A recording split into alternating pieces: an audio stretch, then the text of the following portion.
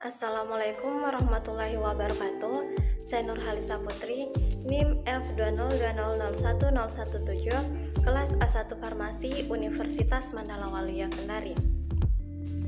Pada video kali ini, saya akan memaparkan materi tentang stereoisomer. Jadi, stereoisomer adalah suatu senyawa yang berlainan yang mempunyai struktur sama, namun terdapat perbedaan dalam hal penataan atom-atom dalam ruangan. Dari dua senyawa tersebut, kita bisa memanipulasi agar didapat kiralnya sebagai berikut. Jadi, seperti yang ada pada gambar, dua senyawa di atas dapat dikatakan kiral dikarenakan adanya atom karbon yang mengikat dua substituen yang berbeda. Sehingga stereoisomer dibagi menjadi dua, yaitu enantiomer dan diastereomer. Yang pertama, enantiomer. Enantiomer adalah stereoisomer yang optis aktif. Optis aktif yang disebut di sini adalah dapat memutari bidang polarisasi cahaya. Enantiomer memiliki ciri-ciri sebagai berikut.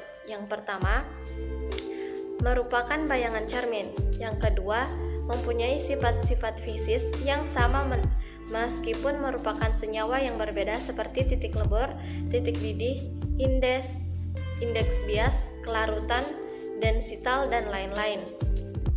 Yang ketiga, sifat kiralitasnya tidak sama atau memiliki perilaku berbeda jika berinteraksi dengan senyawa kiral yang lain. Misalnya, arah interaksi dengan cahaya terpolarisasi namun sifat kiralnya sama.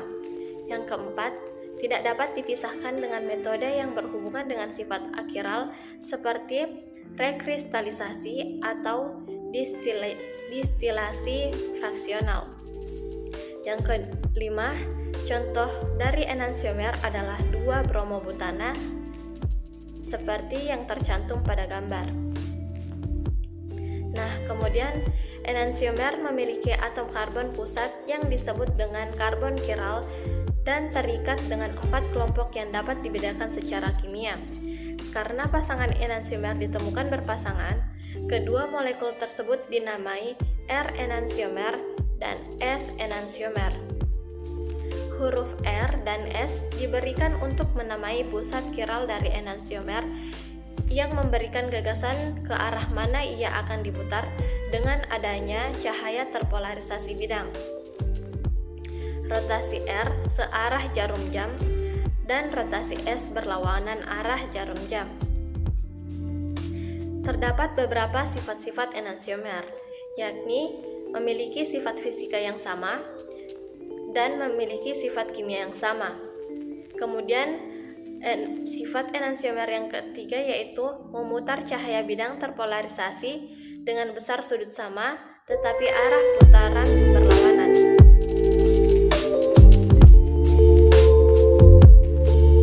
Yang kedua, stereoisomer. Stereoisomer adalah stereoisomer yang tidak optis aktif atau yang tidak mencerminkan gambar satu sama lain. Diastereomer memiliki ciri-ciri sebagai berikut. Yang pertama, bukan merupakan bayangan cermin, contohnya isomer cis dan trans. Yang kedua, mempunyai sifat-sifat fisis yang berbeda. Yang ketiga, sifat kiralitasnya sama. Yang keempat, dapat dipisahkan dengan rekristalisasi dan distilasi fraksional. Yang kelima, memiliki lebih dari satu pusat kiral. Dan yang keenam, diastereomer contohnya ditunjukkan seperti yang ada pada gambar.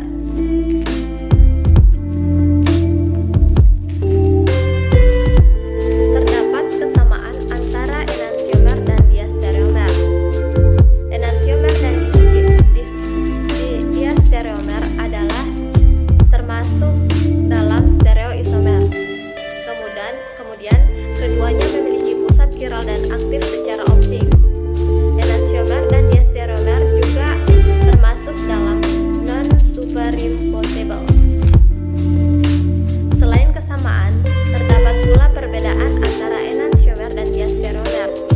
Secara definisi, enantiomer adalah stereoisomer yang merupakan gambar cermin yang tidak dapat ditumpangkan, sedangkan diastereomer adalah stereoisomer yang non-superimposable dan bukan gambar cermin. Secara jumlah isomer, enantiomer selalu berpasangan, sedangkan diastereomer mungkin ada beberapa molekul yang merupakan diastereomer satu sama lain. Secara properti fisik, enantiomer memiliki sifat fisik yang identik kecuali kemampuan untuk memutar cahaya terpolarisasi, sedangkan diastereomer memiliki bentuk molekul yang berbeda. Kemudian secara morfologi, enantiomer bentuk molekulnya mirip-mirip, sedangkan diastereomer bentuk molekulnya berbeda. Berikut hubungan stereoisomer dengan aktivitas obat. Nah, kemudian obat yang mengandung stereoisomer dan khasiatnya. Yang pertama yaitu obat thalidomid. Obat ini dipasarkan di Eropa sekitar tahun 1959 sampai 1962 sebagai obat penenang. Obat ini memiliki dua enantiomer, di mana enantiomer yang berguna sebagai obat penenang adalah R-thalidomid. Tetapi ibu hamil yang mengonsumsi enantiomernya yaitu S-thalidomide justru mengalami masalah dengan pertumbuhan anggota tubuh janinnya. Sedikitnya terjadi 2.000 kasus kelahiran bayi cacat pada tahun 1960-an. Hal ini merupakan tragedi besar yang tidak dapat dilupakan dalam sejarah obat